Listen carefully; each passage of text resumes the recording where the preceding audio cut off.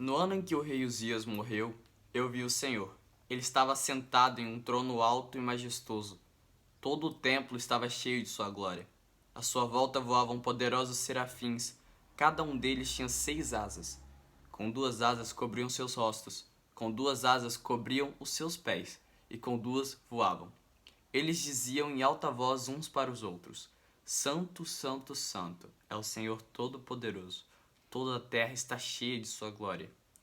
Era tão tremendo o som das suas vozes que chegou a sacudir o templo até os alicerces, e ele ficou cheio de fumaça. Então eu disse: Chegou a minha hora. Vou morrer porque sou pecador. Sou um homem com lábios impuros e moro no meio de um povo com lábios impuros. E agora eu vi o Rei, o Senhor Todo-Poderoso.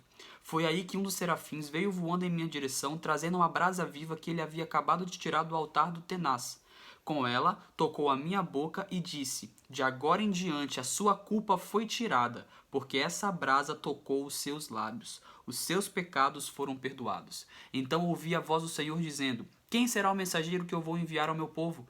Quem irá por nós? E eu respondi: Eu irei, Senhor. Envia-me a mim. Eu sou o Kelly. E eu sou o Kelvin. E essa é a lição 7, que tem como título Você está disponível?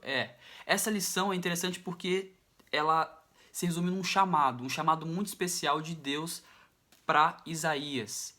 E é legal a forma com que esse chamado é feito, né? Ele recebe um chamado ao reconhecer que Deus é santo, aos anjos cantarem e declararem que Deus é santo, santo, santo.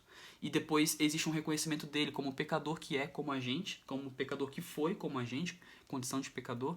Ele recebe esse chamado, reconhece que ele é pecador e então ele é chamado para ir. E ainda assim se disponibiliza também para ir.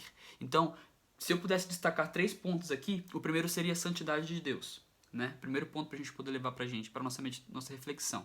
Por quê? Porque na Bíblia, diferente da nossa língua portuguesa, por exemplo, que a gente tem ponto de exclamação, ponto de interrogação, vírgula, várias coisas para poder simplificar nossa leitura e expressar melhor o que a gente quer dizer, na língua hebraica, que é a língua original do Antigo Testamento, não tinha vírgula, ponto.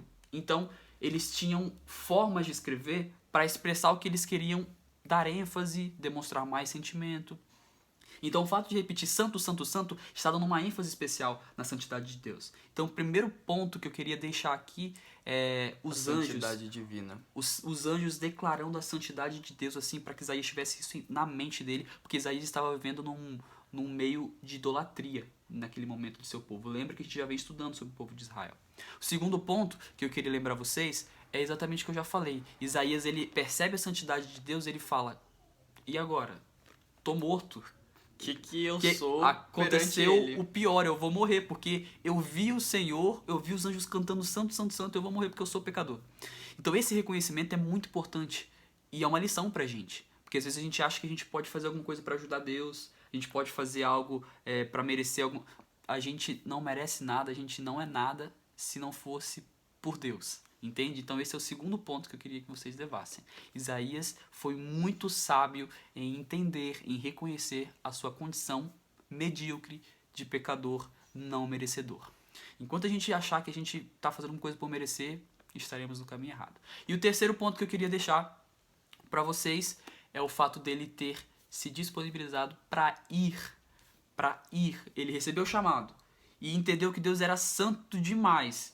Agora o que ele faz? Ele se disponibiliza para ir, porque ele percebe o seu chamado. Ele percebe que Deus estava precisando de gente para falar pro povo, pro próprio povo que estava perdido. E Kelvin, hoje em dia ainda acontece esse tipo de coisa, tipo, você recebeu o chamado, você às vezes nem reconhece isso, você nem entende que é um chamado de verdade.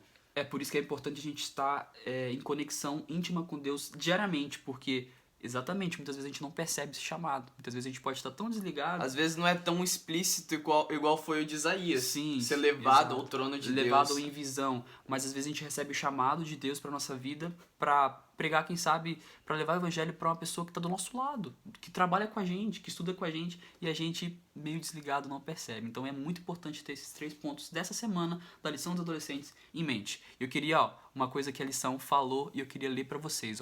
Deus escolheu você para seus divinos planos de levar a palavra, mas é preciso submissão. Para quê? Para os 3 pontos. Entender que a santidade de Deus é incomparável. Entender que precisa haver um reconhecimento de sua condição, de que você não é nada sem Cristo. E terceiro, ir, aceitar o chamado. Essa foi a lição 7 dos adolescentes e até a próxima semana. Até a próxima, Tamo galera. junto.